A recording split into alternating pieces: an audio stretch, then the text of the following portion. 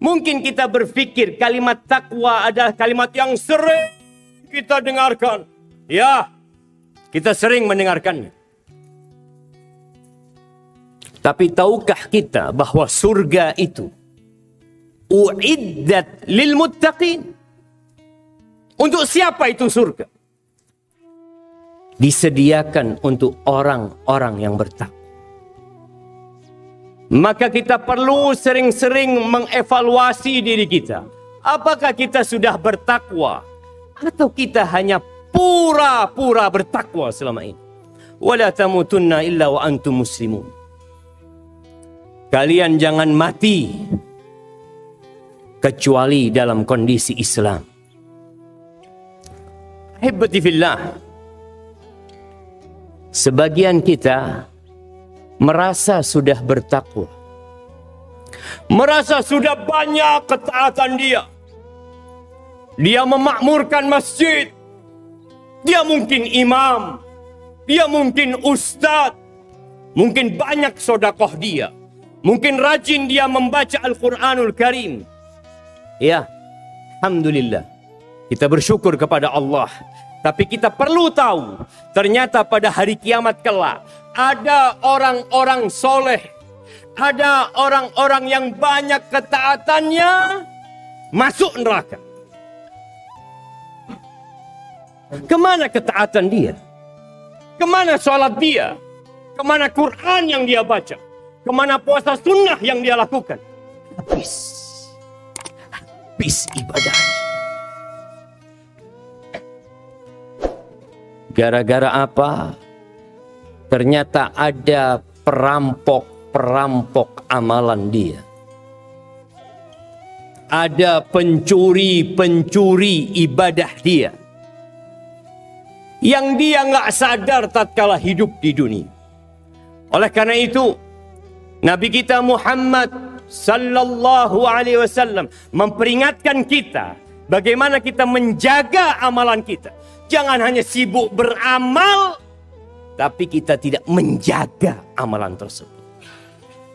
Di dalam hadis yang diriwayatkan Imam Muslim dari Abu Hurairah radhiyallahu taala anhu qala Rasulullah sallallahu alaihi wasallam, "Atadruna manil muflis?" Kalian tahu tidak siapa yang disebut orang yang pailit? Orang yang bangkrut. Kata para sahabat, "Al-muflisu fina man la dirhama lahu wa la mata'." Kalau orang yang bangkrut di tengah-tengah kita, kita tahu siapa? Orang yang nggak punya aset, nggak punya cash, la fulus, wala aset, habis semuanya. Itu orang yang bangkrut. Nah, itu di dunia. Walakinnal muflisa min ummati man ya'ti yawmal qiyamah bi salatin wa siyamin wa zakat. Adapun orang yang bangkrut dari kalangan umatku adalah orang yang kelak datang pada hari kiamat. Dia datang membawa pahala solat. Berarti dia solatnya ikhlas lillahi ta'ala. Ada pahalanya. Bukan riak solatnya dia. Ikhlas. Sesuai dengan tuntunan Rasul SAW. Dia bawa pahala puasa. Berarti puasanya ikhlas lillahi ta'ala. Dia datang dengan pahala zakat. Menunjukkan ibadah dia berpahala. Namun orang ini bangkrut. Gara-gara ya'ti wa qad syatama hadha. Wa qadhafa hadha. Wa akhadha mala hadha. Wa daraba hadha. وسفك دم هذا فيؤتى هذا من حسناته وهذا من حسناته فإن فنيت حسناته قبل أن يقضى عليه أخذ من سيئاتهم ثم طرح عليه ثم طرح في النار. Dia datang bawa pahala yang banyak. Orang soleh ini, orang baik. Mungkin di mata kita orang ini Masya Allah, alim, ahli ibadah. Tapi ternyata lisannya tidak dijaga. Suka memaki orang.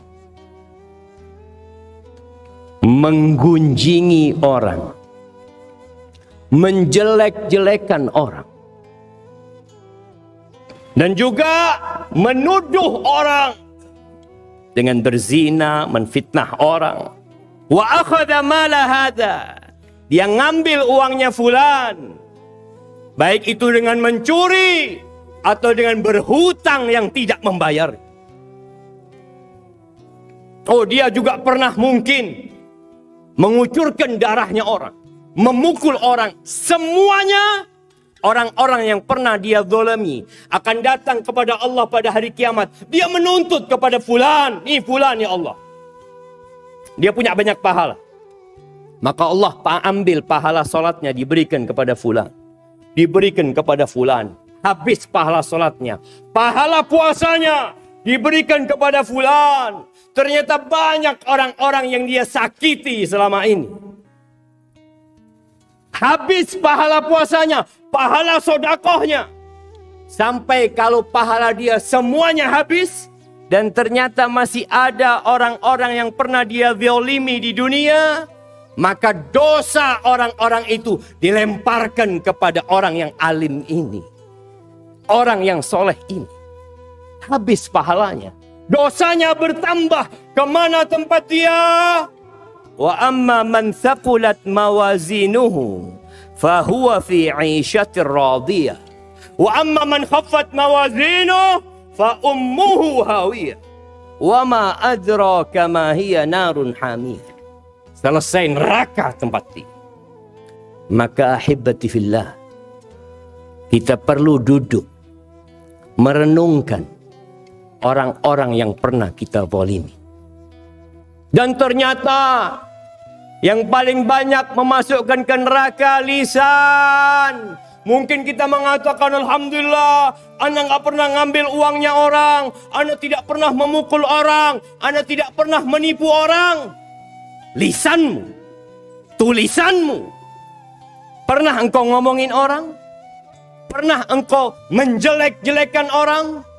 Mungkin orang itu tidak tahu. Mungkin dia tidak sadar. Lakin Allah tabaraka wa ta'ala allamul ghuyub. Allah tahu dengan semuanya. Maka kita persiapkan. Akan ada persidangan. Yang orang-orang itu akan menuntut kita.